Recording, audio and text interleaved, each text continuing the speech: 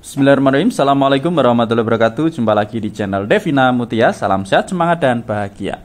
Bagaimana kabar adik-adik sekalian? Tetap semangat ya untuk belajar. Dan pada kesempatan kali ini akan kita lanjutkan ya pembahasan materi dan juga soal-soal dari buku penilaian Bu Pena untuk SD atau MI kelas 4 jilid 4C tema 6 cita-citaku subtema 2.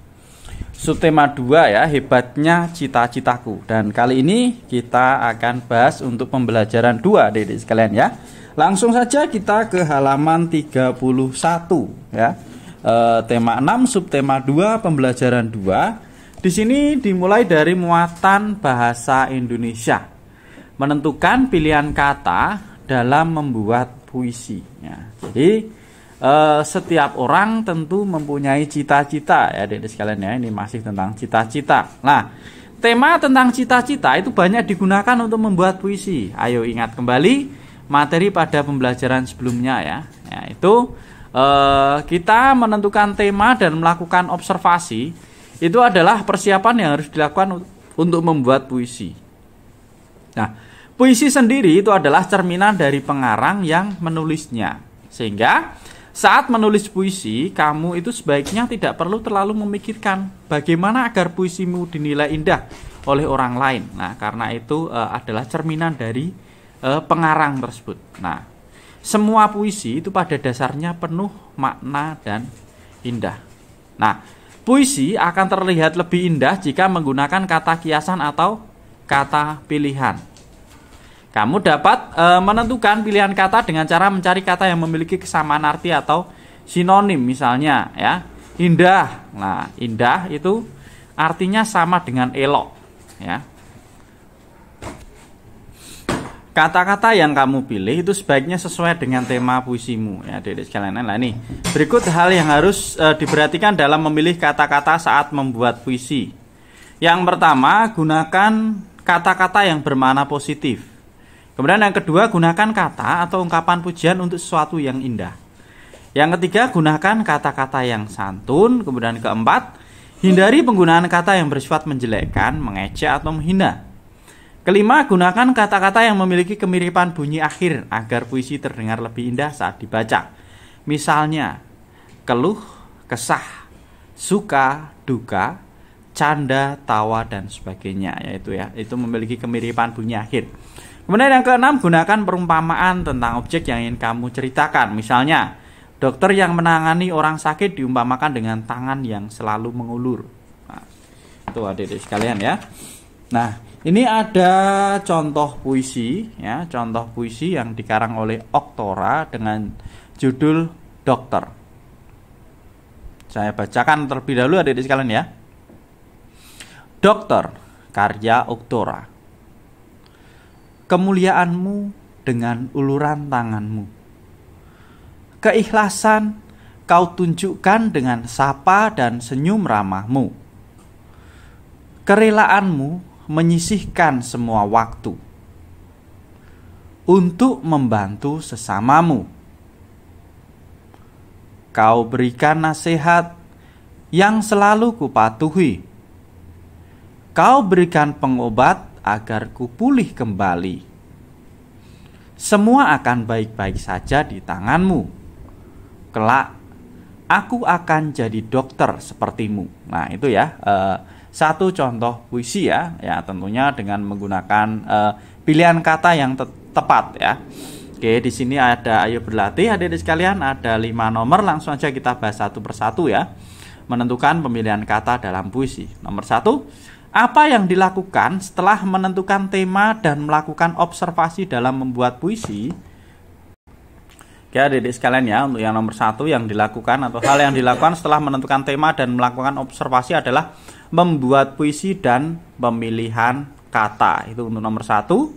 Lanjut ke soal nomor 2. Mengapa pengarang perlu melakukan pemilihan kata? Ya, jawabannya pengarang perlu melakukan pemilihan kata karena puisi adalah cerminan dari pengarang yang menulisnya.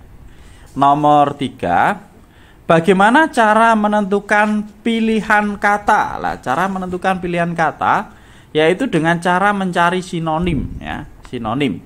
atau persamaan makna ya. Misalnya indah memiliki arti yang sama dengan elok. Kata-kata yang kamu pilih sebaiknya sesuai dengan tema puisimu. Tuh. Kemudian nomor 4, apa saja yang perlu diperhatikan dalam memilih kata? Nah, ini yang perlu diperhatikan dalam memilih kata. Yang pertama, gunakan kata yang positif atau maknanya positif. Kemudian yang kedua, gunakan kata atau ungkapan pujian untuk sesuatu yang indah. Yang ketiga, hindari penggunaan kata-kata yang tidak pantas atau kurang sopan. Yang keempat, hindari penggunaan kata yang bersifat menjelekkan, mengejek atau menghina. Yang kelima, gunakan kata-kata yang memiliki kemiripan bunyi akhir agar puisi terdengar lebih indah saat dibaca. Misalnya keluh, kesah, suka, duka, canda, tawa, dan sebagainya. Kemudian yang keenam, gunakan perumpamaan tentang objek yang ingin kamu ceritakan. Misalnya, dokter yang menangani orang sakit diumpamakan dengan tangan yang selalu mengulur. Nah, ini tadi ada di materi ya, tidak sekalian ya, yang sudah kita bahas. Selanjutnya soal nomor 5. Bacalah kembali puisi berjudul Dokter, lalu jawablah pertanyaan-pertanyaan berikut. Yang A, apa tema puisi tersebut? Kemudian yang B, apa hal yang dikagumi pengarang terhadap dokter? Yang C, tuliskan kata-kata yang menurutmu indah dalam puisi tersebut. Kemudian D, jelaskan makna dari kata-kata yang telah kamu tulis tersebut. Kemudian yang E, tulislah isi puisi dokter. Oke, untuk yang A ya. Tema puisi tersebut adalah pentingnya besarnya perjuangan dokter ya. Jadi temanya tentang pentingnya ya perjuangan seorang dokter ya. Kemudian yang B, hal yang dikagumi pengarang terhadap dokter yaitu yang pertama, keikhlasan dokter terutama dalam senyum ya. Kemudian yang kedua, kerelaan dokter untuk menyisihkan semua waktu ya. Kemudian yang C, kata-kata yang indah dalam puisi tersebut adalah kemuliaan, keikhlasan, dan kerelaan. Kemudian yang D, makna dari kata-kata yang ditulis tersebut. Kemuliaan ya, kemuliaan berarti peran dokter yang rela membantu orang sakit. Kemudian yang kedua, ini ada kata keikhlasan peran dokter tanpa mengharap imbalan. Kemudian yang ketiga, kerelaanmu ya, peran dokter yang bersedia mengorbankan waktu dan tenaga. Kemudian yang E, isi puisi dokter adalah tugas dokter yang sangat mulia dalam mengobati pasien. Itu adik-adik sekalian ya, untuk muatan bahasa Indonesia ayo berlatih. Selanjutnya di sini ada muatan SBDP. Muatan SBDP ini menjelaskan tari kreasi daerah ya. Jadi cita-cita itu merupakan suatu keinginan, harapan, dan tujuan manusia. Nah, apa kira-kira cita-citamu? Nah, apakah ada yang ingin menjadi penari? Nah, apa itu penari? Penari adalah orang yang pekerjaannya menari, baik tari kreasi daerah maupun tari kreasi modern. Tahukah kalian nama tari kreasi daerah tempat asalmu? Tari kreasi daerah adalah tari tradisional yang gerakannya dikreasikan sesuai adat istiadat setempat. Nah, di sini ya. Misalnya ada beberapa ini tari daerah ya. Ada tari Seudati ini dari Aceh, tari kecak dari Bali, tari ondel-ondel dari Jakarta, tari Sekapur Sirih dari Jambi, tari Merak dari Jawa Barat, dan tari Serimpi dari Jawa Tengah, dan seterusnya sampai tari Swangi ya dari Papua Barat. Ada 10 di sini. Di sini ada keterampilan portofolio. Nah, diminta untuk menyajikan informasi ragam tari kreasi daerah di Indonesia. Nah, silahkan adik-adik bisa dicari ya buku tentang tari daerah. Bisa juga dicari di internet atau di internet ini tentunya dengan bimbingan guru atau orang tua.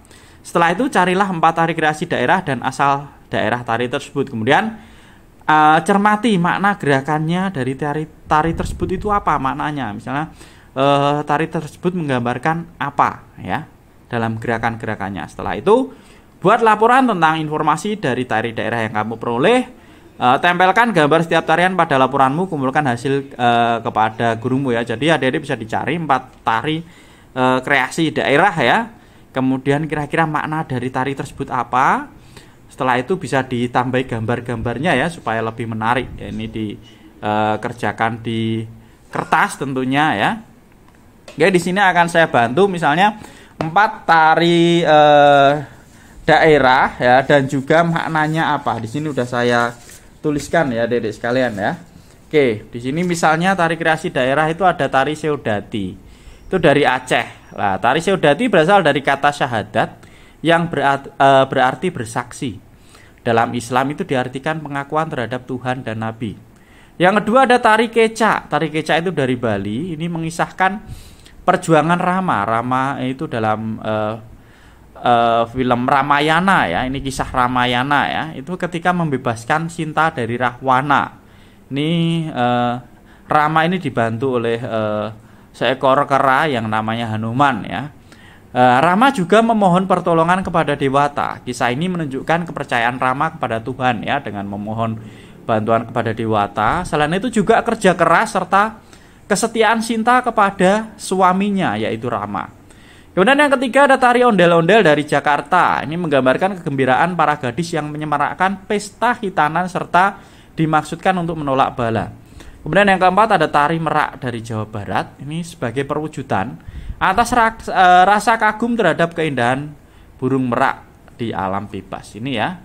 Mungkin kalau adik-adik 4 tari ini ditulis maknanya apa, bisa ditambahkan gambar-gambarnya ya, bisa dituliskan di kertas folio supaya lebih menarik.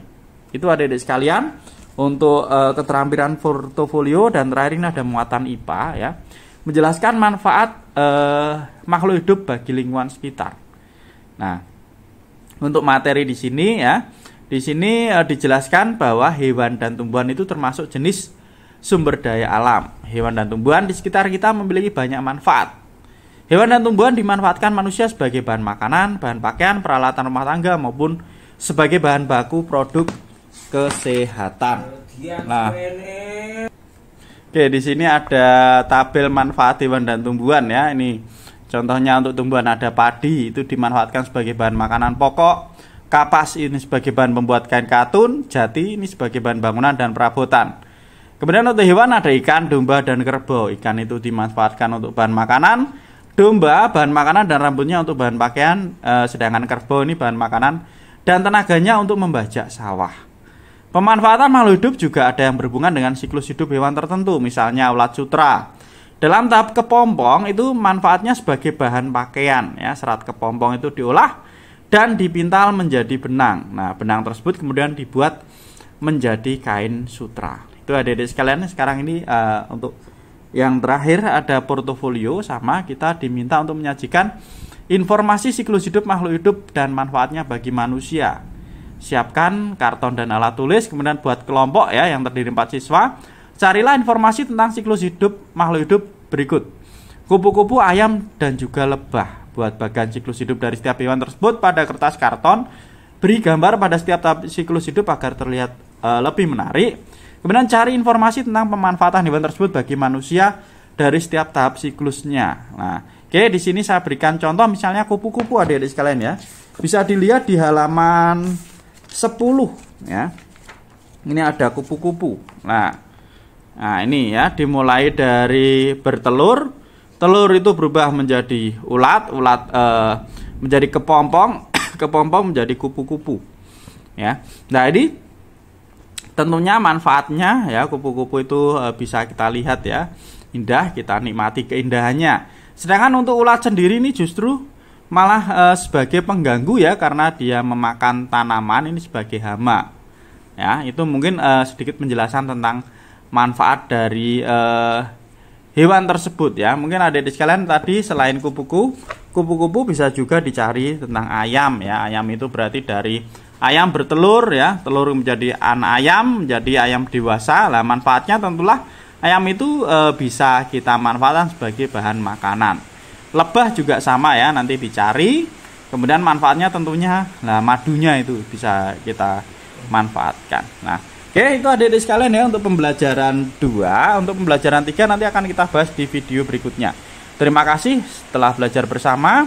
Semoga bermanfaat dan saya rasa cukup sekian. Saya akhiri. Wassalamualaikum warahmatullahi wabarakatuh.